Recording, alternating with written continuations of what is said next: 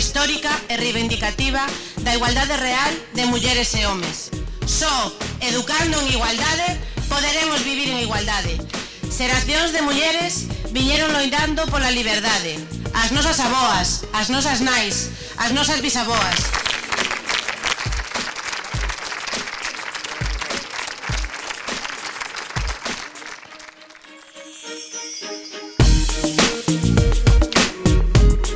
Queremos unha sociedade na que as mulleres vivamos libres de violencia, unha sociedade paritaria e participativa na que as mulleres ocupemos o lugar que nos corresponde por dereito e por capacidade.